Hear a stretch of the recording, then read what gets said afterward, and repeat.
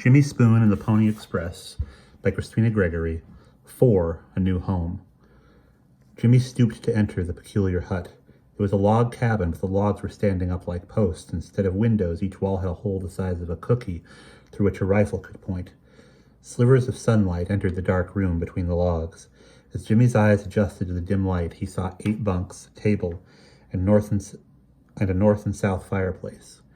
In one, a tall black coffee pot rattled over coals, and in the other was a cauldron of steamy water. The dirt floor was damp. "Welcome to your home, fellows," said the large man in the doorway. "Got a few weeks thereabouts before the express starts, and plenty to do in between. Hole for outhouse gots to be dug, then stable spliffed up. Your ponies will be herded here any day now. Milo Young's the name, by the way. No relation to that polygamist Brigham Young. Supper's at sundown."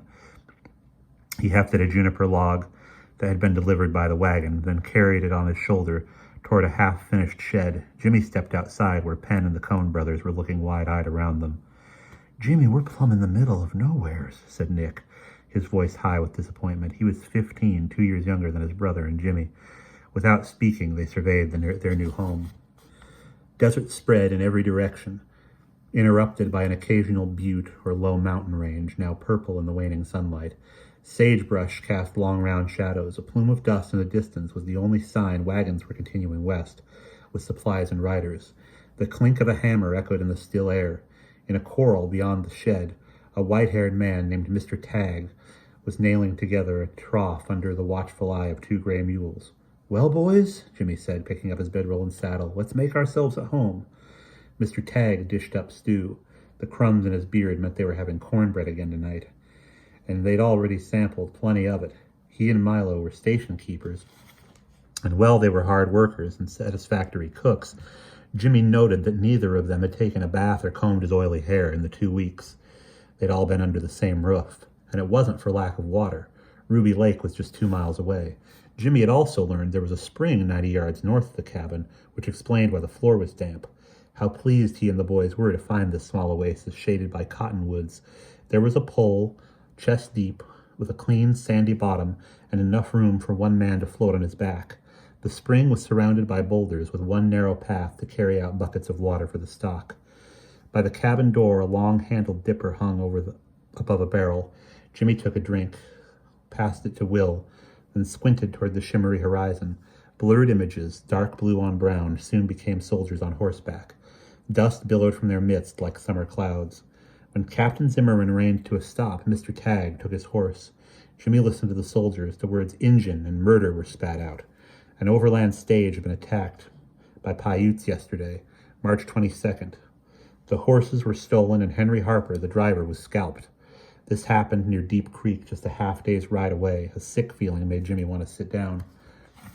"What's the matter, Jim?" Penn asked, joining him cross-legged in the dirt. "Don't feel so good somehow. Are you scared?" Jimmy shook his head, thinking. "Nope, I'm not scared, Penn." The boys watched Captain Zimmerman fill his canteen by dunking it into the barrel. Bubbles rose to the dark surface.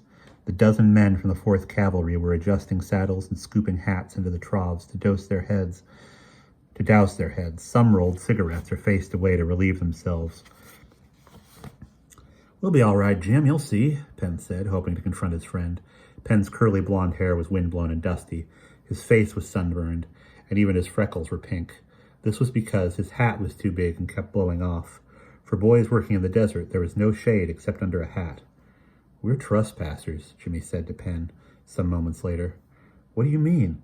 "That's why the Paiutes are mad enough to kill," Jimmy remembered Washaki's words. How the Taibos, white people, were moving in uninvited.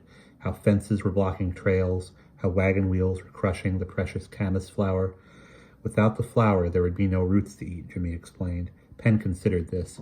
"If Indians don't want us riding through their land, Jim, are they really going to try to kill us? Mr. Major said so, but I didn't believe him." Jimmy didn't answer. He was furious himself. How could he have so recklessly signed up to be a trespasser? He'd only been thinking of himself. How he had wanted to be a hero and show Lily and Zimmerman a thing or two. He wanted to see old Mother again and find Nahani. These were things he wanted. He hadn't considered what the Shoshone might think of the Dawi, young brother to the chief, helping to make the country one big safe place for Taibos. The sick feeling inside Jimmy deepened to shame. It was too late for him to back out. He'd signed a contract, taken an oath. He'd promised to help see the mail through. And that is the end of chapter 4.